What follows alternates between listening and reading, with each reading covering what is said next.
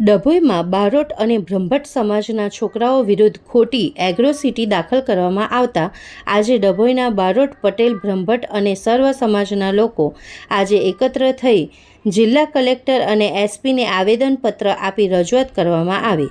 સ્થાનિક સ્વરાજની ચૂંટણીના તારીખ 13/4/2026ના રોજ ફોર્મ પર ખેંચવા માટે ડભોઈમાં ઘર્ષણ થયું હતું, જેને લઈને ડભોઈમાં સમાજના છોકરાઓ વિરુદ્ધ ખોટી રીતે ફરિયાદ કરવામાં આવી હતી, જેને લઈને સ્થાનિક લોકોમાં આક્રોશ જોવા મળ્યો હતો।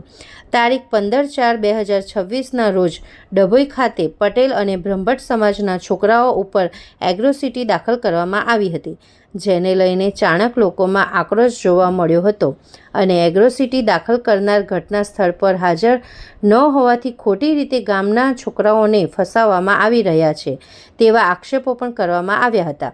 સુધીરભાઈ બારોટ, રાકેશ પટેલ, અંકિત કમલ બારોટ, અક્ષરભાઈ બારોટ, અજય બારોટ, દિલીપ પટેલ આ તમામ છોકરાઓ કોઈપણ ગેરકાયદેસરની પ્રવૃત્તિમાં સંકળાયેલા નથી, છતાં તેઓને વિરોધમાં ફરિયાદ નોંધાયેલ નથી।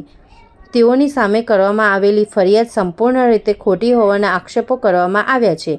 માત્ર રાજકીય કિન્નાખોરીથી પ્રેરિત આ ઘટના ઊભી કરવામાં આવી છે અને તેઓના પરિવારોમાં માનસિક અને સામાજિક રીતે હેરાન કરવામાં આવી રહ્યા છે।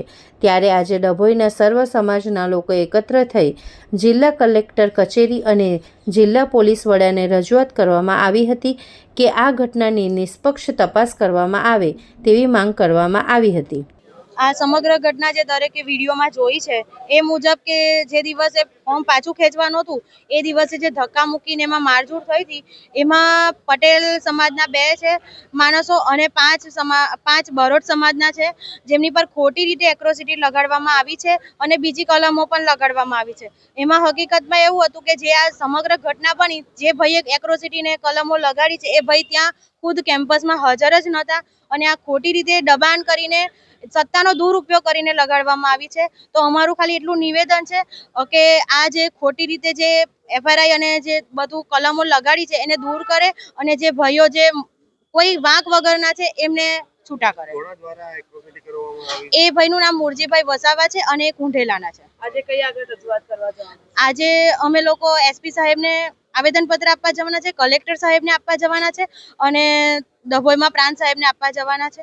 આગળ આ વસ્તુ નિવેદન નિરાકરણની આ શું આગળ કેવી આગળનો પ્રોસેસ તો એવો છે કે અમે સાહેબ સાથે એવી જ આશા રાખીએ છીએ કે સત્તાનો જે દુરુપયોગ થયો છે એ બધી વસ્તુ છોડીને જે એની મૂળ વસ્તુ છે, જે સાચી છે એને બહાર લાવે અને જે ખોટી રીતે ભાઈઓને ફસાવવામાં આવ્યા છે એને દૂર કરે અને દરેક સમાજ એક થઈ જ ગયો છે। અમારે કોઈ નાત જાતનું કંઈ છે નહીં। પાટીદાર સમાજ, પટેલ સમાજ, બારોટ સમાજ, રબારી સમાજ, દલિત સમાજ બધા અમારી સાથે છે, કારણ કે અમે ખોટું કર્યું જ નથી, એટલે અમે એના માટે આવેદન આપવા જઈએ છીએ।